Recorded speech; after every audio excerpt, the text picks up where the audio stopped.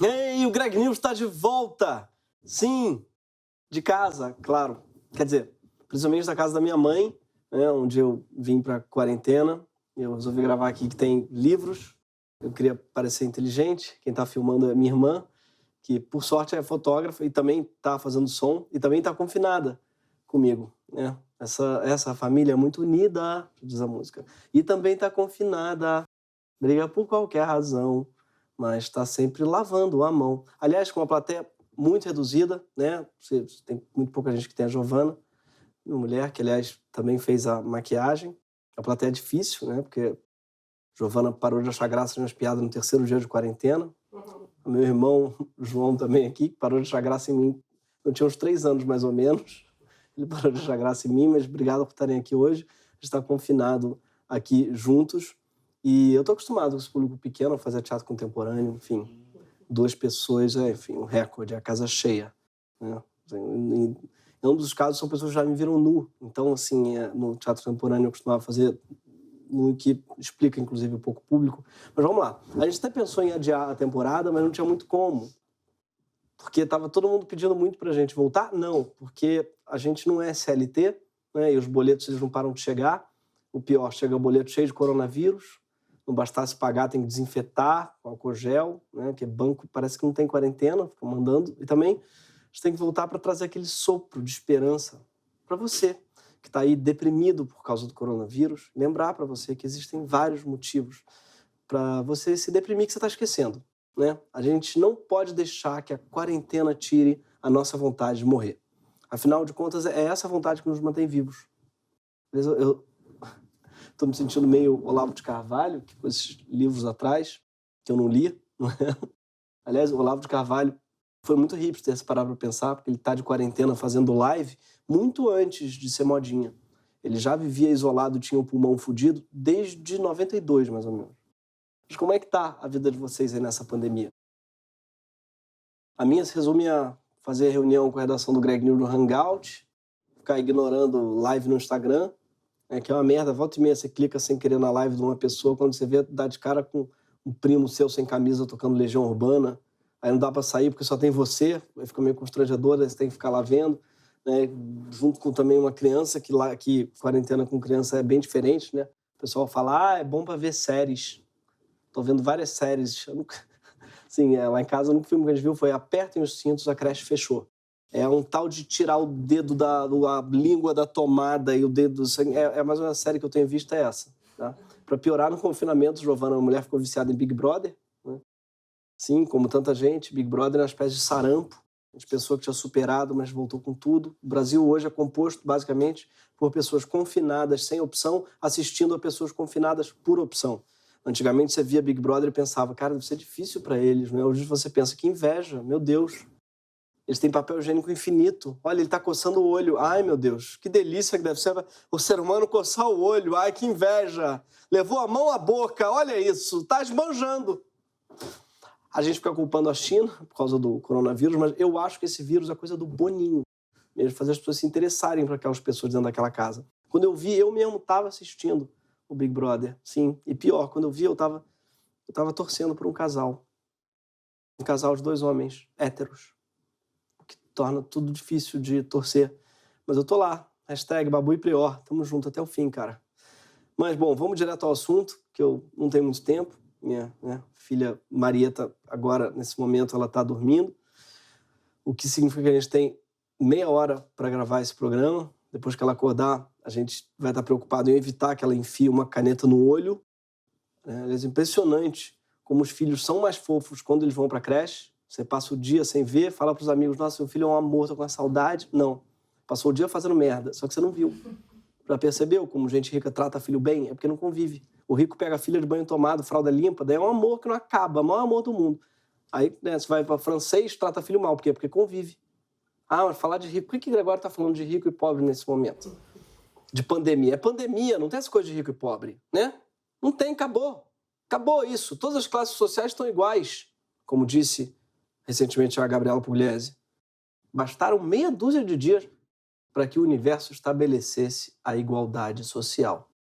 Obrigado, universo. Aí, obrigado, coronavírus cubano, marxista. né, que tornou todos nós, seres humanos, iguais. Para quem não sabe, a blogueira fitness pegou coronavírus no casamento da irmã dela, um festão com mais de 500 pessoas em Itacaré, onde um sujeito infectou pelo menos 70 convidados. Para quem ficou preocupado com ela, ela já está bem, já está malhando e fazendo uma bicicletinha leve, segundo ela, e ganhou, inclusive, 150 mil seguidores por causa do corona. Já está recebendo mimos e está, inclusive, fazendo publi já, fazendo jus ao apelido dela, Pugliese. A irmã que casou também está ótima, como explicou o cunhado. E a Marcela tá bem, vocês estão se falando, ela tá isolada nas Maldivas, né? A noiva. Então, uma bela quarentena essa, né? Tá isolada nas Maldivas, mas o casamento foi maravilhoso, então tudo valeu a pena. Sim, valeu a pena. Como diz o poeta, tudo vale a pena quando a ilha não é pequena. Tudo vale a pena quando é longe a quarentena. Tem gente que pegou o coronavírus no casamento, está na UTI agora. Deve ser meio chato ler que valeu a pena. Valeu a pena ele ir para a UTI, porque a festa foi mara, a noiva está nas Maldivas. Ou seja, todo mundo vai se ferrar, mas cada um vai se ferrar de um jeito, basicamente. Todo mundo tá na merda, tá? Mas só alguns têm papel para se limpar. Quem tem dinheiro já encheu a piscina de álcool gel, entupiu o quarto de hóspede com neve, folha tripla, suprema e dermacare para limpar a bunda até 2040. É curioso, aliás, isso, que diarreia não está entre os principais sintomas do coronavírus, tá? Ainda assim, todo mundo virou acumulador de papel higiênico, a ponto de deixar até o craque Neto puto. Os mercados estão lotados. Aí quem tem grana vai lá comprar 10 quilos de carne, 10 quilos de linguiça, 200. O cara passou o álcool gel, tu pegou todos. Quer dizer, então ele não pensa no outro que está do outro lado. Todo mundo comprando papel higiênico, mas você precisa de 40 quilos de papel higiênico para ir no banheiro? Será que vai dar para os outros comprarem também? A gente tem que pensar no próximo em relação ao que está acontecendo com essa epidemia. Gente, os canais de esporte, eles ficaram muito maravilhosos na quarentena, porque não tem mais esporte. Então eles discutem coisas, estratégias de sobrevivência. Outro dia, no esporte interativo, estava vendo, eles estavam dando dicas de série. Eu gosto de Succession. Aí tu falou, eu tô curtindo também. Aí ficaram discutindo e tal. Eu recomendo muito que vocês assistam, viu? O Neto, por exemplo, tá dando show, ele tá certíssimo. Ninguém precisa de 40 quilos de papel higiênico, gente. A não ser o Flávio Bolsonaro, né? Tem aquela questão, come muita fibra e tal, às vezes, enfim, sai uma Copenhague ali. Mas, enfim, não sei se vai faltar papel higiênico no Brasil em meio à epidemia de Covid. Mas vai faltar dinheiro, tá? E esse programa está sendo feito especialmente para você ficar puto com gente que está estocando dinheiro nesse país pelos últimos 500 anos. Porque o Brasil é o país do estoque. O Brasil é o país em que a miséria convive com a opulência. Nossa maior contribuição para a humanidade talvez tenha sido o cercadinho VIP, né, com pulseirinha e bebida que pisca. Mas na praia todo mundo se mistura, na Copa do Mundo todo mundo torce junto nesse Brasilzão. Sim, a não ser que você esteja junto com gente que pagou menos que você, porque aí não é justo. Nunca seja melhor que ninguém, mas eu paguei mais caro. R$1.000 por pessoa. Por pessoa? Por pessoa. 270. E eu vim com uma galera, trouxe, paguei 5.500 à vista. Simplesmente não tem nada, eu entrei como qualquer pessoa que pagou R$300. Está num ambiente que é top, high society. Mesmo assim, a gente está enfrentando problema de banheiro, de comprar ficha. Ou seja, você paga muito e tem um retorno muito baixo. É a mesma coisa que você enfrentar na saúde, na educação, né? Todos os problemas sociais que a gente tem hoje em dia. Caraca, crítica social foda agora, fiquei arrepiado. Mas tudo fica muito divertido quando você lembra que isso foi na Copa de 2014. E essa moça pagou R$1.000 para ver o Brasil perder de 7-1. E tudo fica menos divertido um pouco quando você lembra que o Brasil pagou quase 30 bilhões para perder de 7-1. Mas, como disse o Ronaldo, não se faz uma Copa do Mundo com hospitais, né? Hospitais, aliás, teriam sido meio úteis agora, se a gente tivesse pago 30 bilhões, enfim. Vamos lá. O cercadinho VIP da Copa não é novidade. O Brasil é o país em que poucas pessoas sempre estocaram o dinheiro dos outros. Começou com 12 pessoas tocando toda a terra que era dos índios, com as capitanias hereditárias. Em seguida, ouro, café, açúcar e até gente, né? Sim. Souza Breves, o rei do café, que hoje dá nome a ruas pelo país todo, chegou a escravizar 6.000 pessoas ao mesmo tempo. Ele era basicamente um acumulador de gente. Além de condenar milhares de pessoas negras à pobreza, o Brasil também condenou muitas pessoas brancas à riqueza. E sim, é uma condenação, porque muitos ricos já tentaram deixar de ser ricos, mas não conseguiram. Eike Batista, por exemplo, tentou de todo jeito. Faliu, foi preso, quebrou o Estado do Rio junto, mas continua rico. Só o filho dele tem R$1 bilhão, literalmente R$1 bilhão, não é uma expressão. O Thor tem R$1 bilhão de patrimônio. E ele tá fazendo o possível para perder esse dinheiro, gente, mas é difícil. O cara já lançou até um energético afrodisíaco. Vai perder dinheiro com isso? Vai, mas é muito difícil perder R$1 bilhão. É muito difícil, ninguém fala dessa dor do rico que não consegue sair dessa condenação, entendeu? É foda. Sim, fica aí a força para esse guerreiro que é o Thor Batista. Mas assim foi sendo construída a nossa desigualdade, de pai para filho. Por quê? Porque ele mereceu. E com a ajuda do nosso Estado patrimonialista, que sempre confundiu o público com o privado, né? Empregando parente, dando dinheiro para quem já tem. Inclusive, um exemplo recente que isso fica claro é quando o governo deu a empresas quase R$400 bilhões em incentivos fiscais em 2019. Não à toa, 2019 também foi o ano em que o Brasil chegou ao nível recorde de desigualdade social. Nos últimos 5 anos, o ganho dos mais pobres caiu, enquanto dos ricos só fez crescer. Teve crise e recessão, mas essa crise ela nunca chegou ao andar de cima, ou, como bem observaram as meninas... Analisando essa cadeia hereditária, quero me livrar dessa situação precária, onde o rico cada vez fica mais rico e o pobre cada vez fica mais pobre. E o motivo todo mundo já conhece, é que o de cima sobe e o de baixo desce. Sim, essa letra, não sei se vocês sabem, dessa canção é do Paulo Freire, né? Não sei se vocês viram o clipe, se passa numa sala de aula, eles estão denunciando a doutrinação nas escolas, claramente. Inclusive, não sei se vocês viram, mas atrás do quadro tem um triângulo, eu acabei de perceber isso, num triângulo, enfim, a aula é de matemática, né? Provavelmente tem um triângulo, umas fórmulas atrás. O que a mulher está falando de desigualdade? Que o rico cada vez fica mais rico, né? Isso é o professor da escola pública brasileira sempre tentando doutrinar e fazer da sala de aula uma grande Cuba. E é isso que eles estão aí denunciando. Obrigado ao pessoal do Axé, aí do Revoluçamba. Vamos lá. Mas o que é que vai tornar a pandemia de corona especialmente grave no Brasil? É que os ricos também estocam o acesso à habitação e à saúde. 1% dos donos de imóveis de São Paulo possui quase metade do valor imobiliário da cidade. Na saúde é parecido. Ao contrário do que muita gente pensa, o Brasil não tem pouco leito de UTI. São mais de 45 mil leitos. Isso, em leito por habitante, a gente só está atrás da Alemanha e dos Estados Unidos.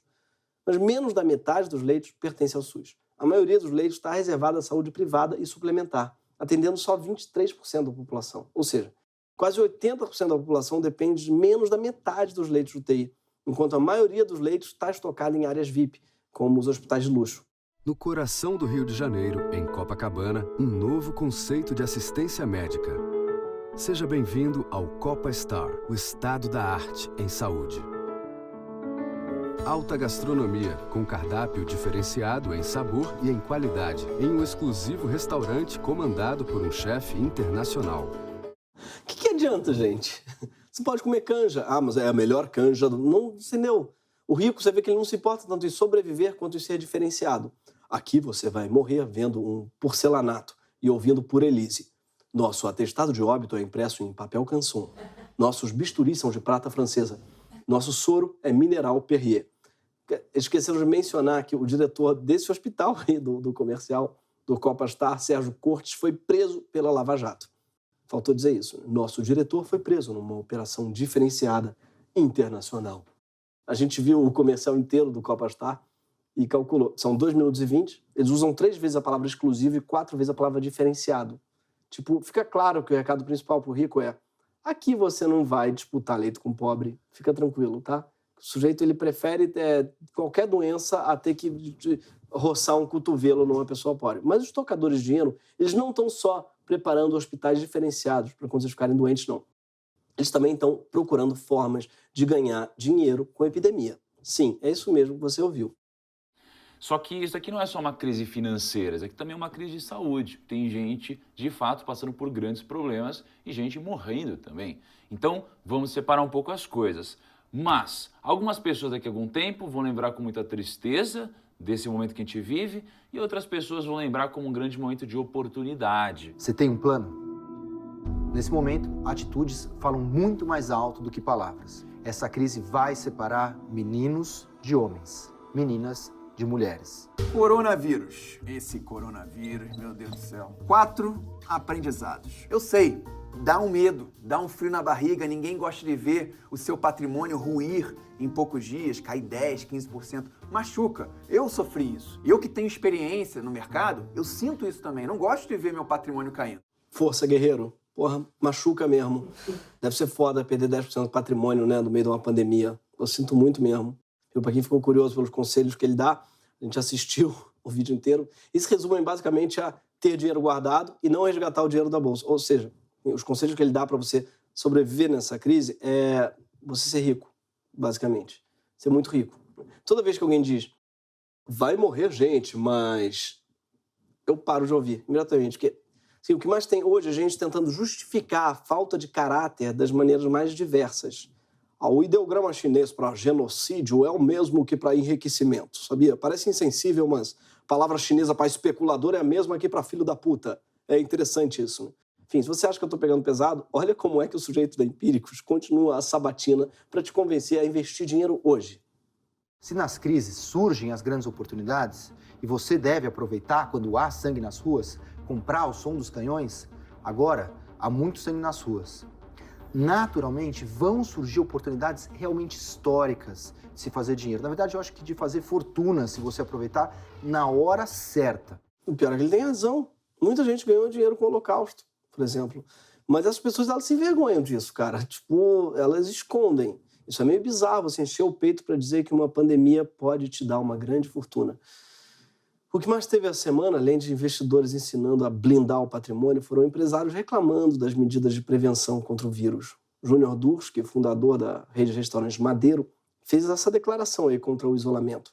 Eu sei que nós temos que chorar e vamos chorar cada uma das pessoas que morrerem com o coronavírus. Vamos cuidar, vamos isolar os idosos. Nós não podemos, por conta de 5.000 pessoas ou 7.000 pessoas que vão morrer, eu sei que é muito grave, eu sei que isso é um problema que nós estamos tendo no Brasil. O Brasil não pode parar dessa maneira, o Brasil não aguenta. Esse pessoal falando de idoso, parece o Edson falando do Pelé. Alguém conversa com ele, explica o negócio, por favor, tá? Não sei se vocês lembram, o slogan dele é o hambúrguer do Madeiro faz o mundo melhor. Sim, menos para 5.000 ou 7.000 pessoas que vão morrer. Também achei curioso que a Disney pode parar, a Broadway pode parar, mas o Madeiro não. É muito grande, né? O Madeiro é, enfim, uma instituição brasileira. Não dá para parar, né? Não dá para fechar, não. Esse cara depois disse, olha, me desculpem, eu fui mal interpretado. Que é uma frase que não faz muito sentido. Me desculpem, vocês são burros e não entenderam o que eu disse. Enfim, o coronavírus chegou no Brasil faz pouco tempo e seu percurso até agora já diz muito sobre como o nosso país funciona.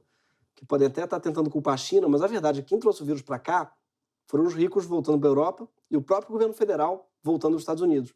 São as mesmas pessoas que estão menosprezando a doença, até porque contam com seus leitos na UTI do Fasano. Agora, corremos o risco de contagiar dezenas de milhões de pessoas que não têm como seguir nem as recomendações mais básicas de segurança e prevenção. Por exemplo, a recomendação número 1 para combater o vírus é lavar as mãos com água e sabão por 20 segundos várias vezes ao dia. Fácil, né? Mas avisa isso para os 48% dos brasileiros que não têm nem saneamento básico. A coisa mais normal para quem vive em favela é a falta ou o racionamento de água. Há semanas que falta água no Complexo do Alemão. Tem muita gente no Brasil que não sabe se vai conseguir 20 segundos para um banho no dia. Seria muito bonito que o vírus tivesse tornado a todos nós iguais, como pregou a Pugliese, mas o que está acontecendo é meio que o contrário. Bastaram meia dúzia de dias para o universo deixar claro que alguns vão morrer na fila do respirador e outros vão estar ouvindo piano num hospital diferenciado nas Maldivas. Não sei se vocês perceberam, mas até agora eu não falei do Bolsonaro. E tem um motivo para isso. Eu vendi Haiti, eu sou brasileiro. Você não acabou. Você não é presidente mais. Você não é presidente mais. Não precisa existir. Esse herói que veio do futuro para avisar o presidente que acabou, ele conseguiu uma proeza, né? Que é fazer o Bolsonaro calar a boca. Porque Bolsonaro claramente se deparou com a verdade incontestável. Falou, eita, não tem nem muito o que dizer, porque realmente ele não está se comportando como presidente, ele sabe disso. Acabou. O governo está atravessando o que pode ser a maior crise da história e ele está tratando o país mais ou menos como o Pyong tratou o próprio filho recém-nascido. Ele abandonou para ir brincar de reality show. E é isso que o Bolsonaro está fazendo. Ele está indo brincar de reality e está conseguindo fazer o Witzel parecer uma pessoa sensata. Para o pessoal do mercado financeiro entender, segundo o presidente da agência de risco Eurásia, o Bolsonaro, é o presidente mais ineficaz do mundo no combate ao vírus. Se essa crise está separando os meninos dos homens, ficou claro que ele é o rato, ou o morcego, talvez que parece um rato, mas na verdade está passando vírus para todo mundo. Nessa pandemia, a desigualdade brasileira, que sempre foi explícita, pode se tornar trágica num prazo muito curto. E a única forma disso não acontecer é se essa ultra-minoria do país, que estocou tanto dinheiro, tantos imóveis, tanto equipamento médico e segurança, meter a mão no bolso e agir depressa, muito depressa. E dividir com urgência e desprendimento um bolo de 500 anos. Dividir mantimentos, álcool gel, água potável, abrir os 6 milhões de imóveis desocupados que a gente tem no Brasil para quem precisa de isolamento urgente. E agora, né? Empresários bilionários precisam pagar os salários integralmente de quem construiu essas fortunas com o trabalho delas. Uma das soluções mais óbvias que daria para fazer agora é dar dinheiro para quem tem pouco. E vai ter menos ainda durante os próximos meses. E a ideia se chama Renda Básica de Emergência. Tem uma petição circulando para que ela seja implementada e até a gravação desse programa ela não tinha andado para frente porque o governo acha que vai custar muito caro. São R$300 por mês para 77 milhões de pessoas mais pobres do Brasil, menos os gastos que a gente já tem com o Bolsa Família, isso dá cerca de 120 bilhões por 6 meses. É um baita alívio para quem nunca conseguiu fazer estoque no Brasil, nem de álcool gel, nem de dinheiro. Tem mais de 100 organizações e um monte de economistas apoiando essa proposta. Inclusive os liberais, tipo Armínio Fraga. Então, eles sabem de onde tirar essa grana. Eu, pessoalmente, acho que pode ser de todo esse pessoal que está fazendo estoque de dinheiro há tanto tempo. Está na hora da gente fazer o que não fez em 500 anos de história, tributar rico, tirar a grana do 1%, e aí vai ter dinheiro sobrando. Só 6 bilionários no Brasil concentram a mesma riqueza que 100 milhões de pessoas mais pobres. O mais rico deles, que é o banqueiro Joseph Safra, é simplesmente o banqueiro mais rico do mundo. Sim, o banqueiro mais rico do mundo é brasileiro. O presidente mais ineficaz também. Você vê que a gente tem recordes um pouco esquisitos. Enfim, o Safra ele tem um estoque de dinheiro de 25 bilhões de dólares. E como não custa lembrar, o dólar está a mais de R$5 para a gente. Ou seja, o estoque de dinheiro do Safra sozinho seria suficiente para criar renda básica para 77 milhões de brasileiros por 6 meses. O dinheiro de uma pessoa só. É como se o Safra tivesse comprado macarrão, álcool gel, papel higiênico para 1/3 do Brasil passar os próximos 6 meses aí sobrevivendo. O Safra é aquela velhinha compulsiva do supermercado, multiplicada por 1 bilhão. Né? Tá na hora de liberar esse estoque aí, Safra. Ah, mas calma, talvez ele fique sem nada, né? Talvez ele até morra de fome. Sim, gente. É um velhinho, pelo amor de Deus. Como disse o dono do Madeiro, o Brasil não pode parar só porque um velhinho pode morrer. Né? Esse foi o Greg News, pessoal. Obrigado, João. Obrigado a todos vocês. Obrigado a essa equipe que trabalhou remoto. Muito obrigado a todos vocês que estão vendo. E semana que vem a gente está de volta.